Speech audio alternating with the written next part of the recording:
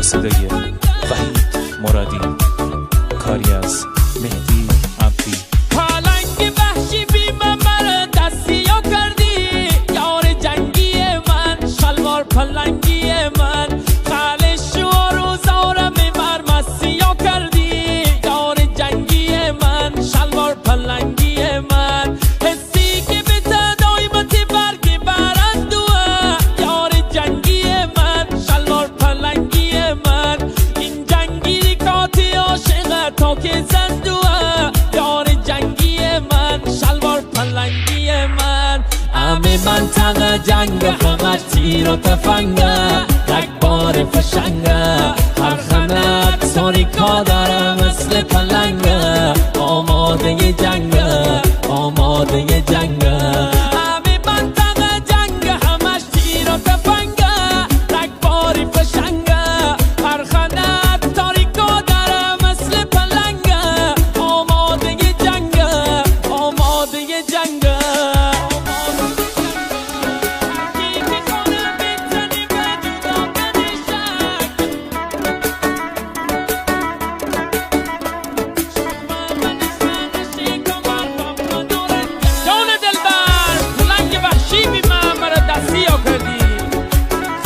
و روزارم ببر مسیح کردی، یادش بخیر.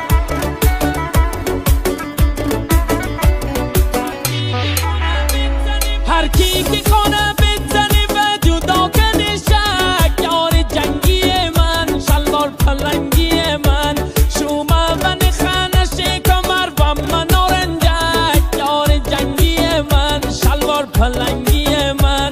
همه دوننه که حسیم اول و آخر، یار جنگی من، شلوار پلنگی من، کسش دست رکزم من نکندی باور، یار جنگی من، شلوار پلنگی من.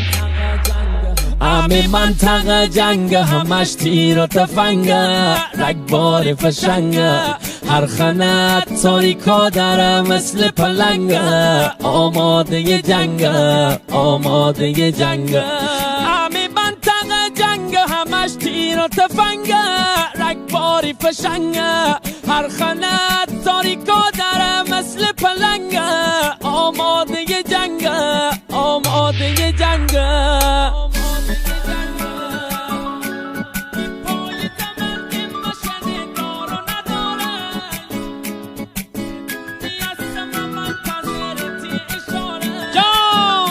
یار جنگی دا، شلوار پلنگی دا، به پای دمند مشن دار و نداره، یار جنگی من، شلوار پلنگی من، شدونی هستم منتظرتی اشاره، یار جنگی من، شلوار پلنگی من.